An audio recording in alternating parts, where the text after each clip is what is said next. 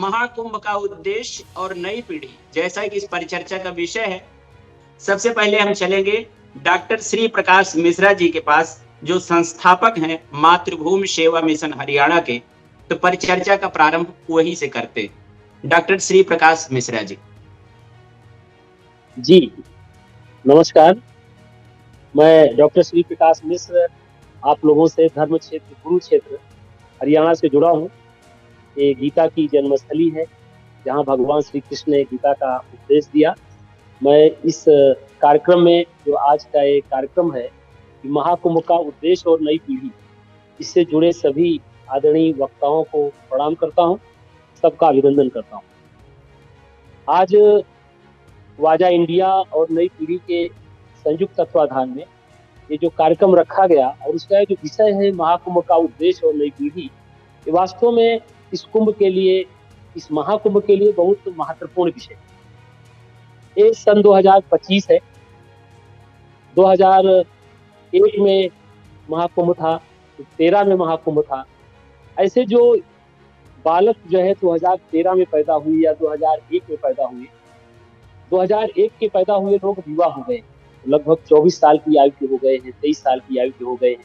उसके बाद जो लोग पैदा हुए हैं और जिन्होंने इस कुंभ को अपनी युवा अवस्था में, इस जो तकनीकी शक्ति से संपन्न जो भारत है, ये जो विश्व है, इसमें जो लोग पैदा हुए हैं, उनको कहीं ना कहीं भारत की मान्यताएं, परंपराएं, भारत का धर्म, भारत का दर्शन जिज्ञासा पैदा होती है। और जिज्ञासा, उनके मन में कभी कभी एक भाव भी पैदा होता है कि आखिर भारत की परंपराएं, भारत का सारा दर्शन कितना बड़ा है। और आज के इस विज्ञान के युग में वो तकनीकी शिक्षा के माध्यम से कभी न कभी इन चीजों को कहीं ना कहीं वो बोझ भी समझते हैं कि इतना बड़ा भारत, इतने हमारे दर्शन, रामायण, गीता और सारी वेदांत, उपनिषद, इन चीजों का जब वो भरमार देखते हैं तो उनका मन कहीं विचलित भी होता है। तो उनको कैसे भारतीय संस्कृति, भारतीय धर्म और भारतीय दर्शन से जोड़ा जाए। और जो अभी बात हो रही थी कि हम सारे लोग सौभाग्यशाली हैं, इस कुंभ को हम लोग देखेंगे, जाएंगे, गंगा में स्नान करेंगे। आज पूरा विश्व जो है प्रयागराज के महाकुंभ को देखने के लिए ललायित है। बहुत सारे लोग आना चाहते हैं, देश के कोने कोने से संत महात्मा वहां इकट्ठा होने प्रारंभ हो गए। बहुत सारे अखाड़े की पेशवाई हुई है। तो ऐसे आज के न केवल युवा पीढ़ी में बल्कि संपूर्ण विश्व में ऐसे जो लोग हैं, जो भारतीय संस्कृति की जो प्राचीनता है, भारतीय संस्कृति की जो महत्वपूर्ण है, उसका जो एक बहुत बड़ा फैलाव है, उसको जो लोग समझना चाहते हैं और वो यदि नहीं समझ पा रहे हैं, यदि उनको लगता है कि कहीं उनके अंदर संदेह पैदा होता है, संशय पैदा होता है, तो मैं उनको निवेदन करूंगा कि वो इस देश के, इस प्रयागराज के महाकुंभ को देखें। वो इस जो है प्रयागराज के इस महाकुंभ के वैभव को देखें, जहां हमारे देश की समस्त अखाड़ा, समस्त परंपराएं, समस्त हमारे धर्माचार्य सारे लोग इकट्ठा होंगे और एक नए प्रकार का भारत नहीं बल्कि एक नए प्रकार का विश्व नजर आएगा। तो इस प्रबंधन से, इस प्रयागराज के महाकुंभ से भारत की जो युवा पीढ़ी है वो भारत को समझ सकती है, भारत की गहराई को जान सकती है और इस बात का अनुभव कर सकती है, एहसास कर सकती है कि हम किस देश के निवासी हैं, हम किस देश से पैदा हुए हैं और हमारे देश की प्राचीनता कितना है, हमारे देश की समस्त परंपराएं, पर्व कितने वैज्ञानिक हैं। हम लोग जो प्रश्नवाचक चिन्ह लगाते हैं, तो उस चीजों को आज की न केवल भारत की युवा पीढ़ी बल्कि समस्त विश्व की युवा पीढ़ी इस प्रयागराज के महाकुंभ से भारत को समझ सकती है, भारतीयता को समझ सकती है, भारत की प्राचीनता को समझ सकती है और वो भारत का जो वैभव है, जो आदिकाल से वैभव है, उसको समझ सकती है। जहाँ कहा जाता है कि हम सारे लोग जो है वसुधैव कुटुम्बकम की अवधारणा को मानते हैं। ये शांति का देश है। भारत ने कभी अपने विस्तार के लिए अपने पड़ोसी देश पर आक्रमण नहीं किया। दुनिया की जितनी संस्कृति थी, दुनिया के ऐसे जो लोग संकट में थे, उन सबको भारत ने सहारा दिया, उनको आश्रय दिया। तो ऐसी जो भारतीय संस्कृति है, उसका जो फैलाव है, उसकी जो गुणवत्ता है, उसकी जो महानता है, उसकी जितनी भी खूबियां हैं, उन सबको देखने का अवसर है प्रयागराज का महाकुंभ। तो मैं अपनी ओर से, मातृभूमि सेवा मिशन की ओर से, इससे जुड़े सब लोगों से निवेदन करता हूं कि प्रयागराज के महाकुंभ को आत्मसात करें, वहां जरूर जाएं और भारत की उन प्राचीन और विभिन्न परंपराओं को देखने का उन्हें एक जगह सबको सुअवसर मिलेगा।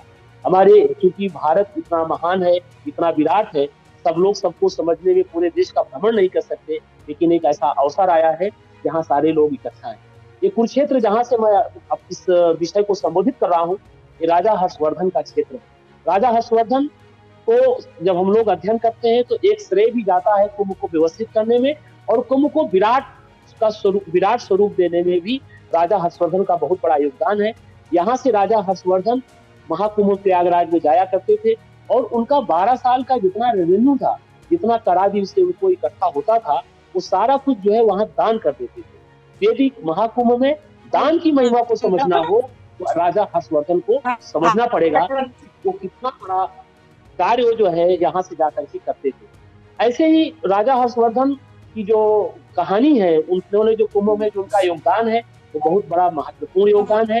तो एक कुंभ पूरे विश्व की परंपराओं का, पूरे विश्व के ऐसे सारे ज्ञानी जनों का, बुद्धिमान का, संत महात्माओं को जोड़ने का एक बहुत बड़ा मंच है। और मेरी ओर से कहा जाए कि विश्व की एक बहुत बड़ी महापंचायत है, जहाँ पे विश्व का मार्गदर्शन आपको पूरे विश्व की एक दिशा में हो कि आखिर विश्व कहाँ जाना चाहता है, मानवता कहाँ जाना चाहती है। हम लोग इस तकनीकी युग में जहाँ मानव जो है अवसादग्रस्त है, जहाँ वो संक्षिप्त होता जा रहा है, तो उस संक्षिप्तता का, उस अवसाद को एक आनंद की ओर जाने की यात्रा का नाम महाकुंभ है, और अपने को विराट बनाने का जो नाम है वो महाकुंभ है।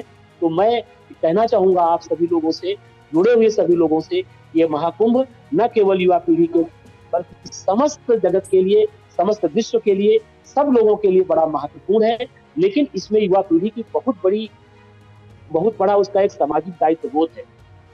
आज बदलता हुआ भारत उस अपनी प्राचीनता को पुनः स्थापित करने का प्रयास कर रहा है।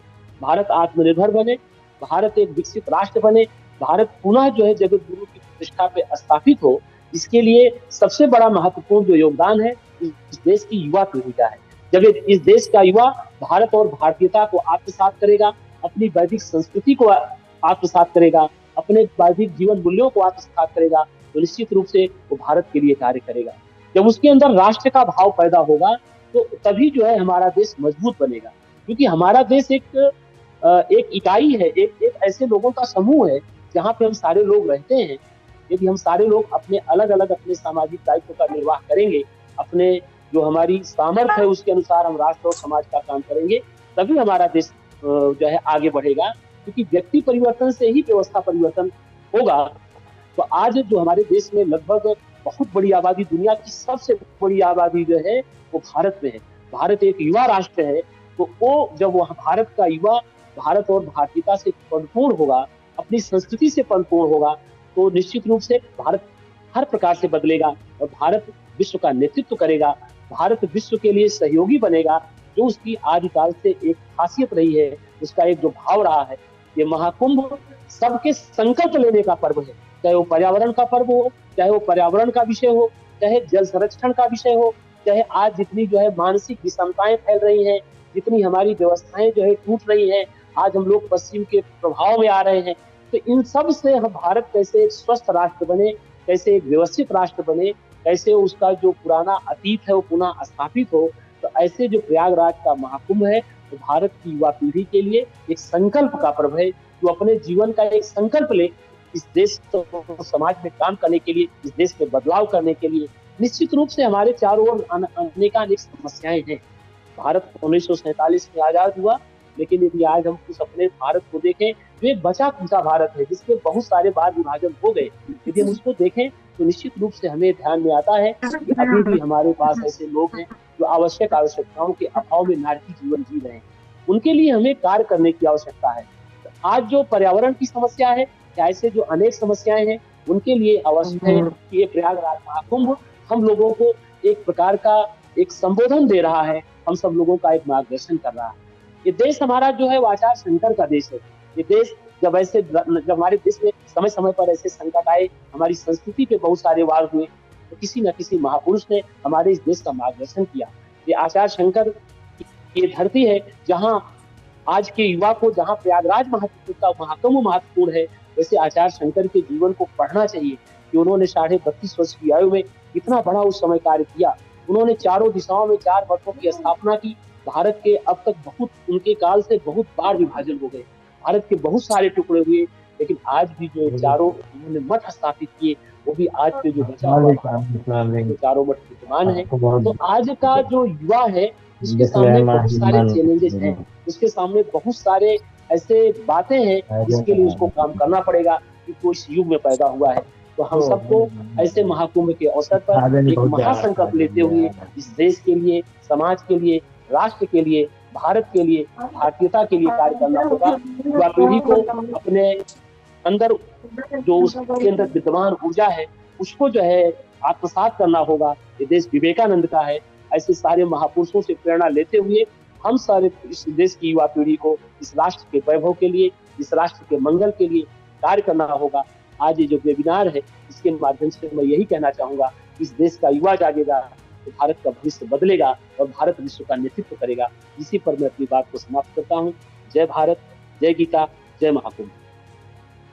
बहुत बहुत धन्यवाद डॉक्टर श्री प्रकाश मिश्रा जी। तो आप लोगों ने सुना डॉक्टर श्री प्रकाश मिश्रा जी के विचारों को, जो संस्थापक हैं मातृभूमि सेवा मिशन हरियाणा के। बहुत ही बेहतरीन तरीके से उन्होंने अपनी बात रखी और निश्चित रूप से महाकुंभ के उद्देश्य को बहुत ही सारगर्भित तरीके से उन्होंने व्यक्त किया। हमें इस पर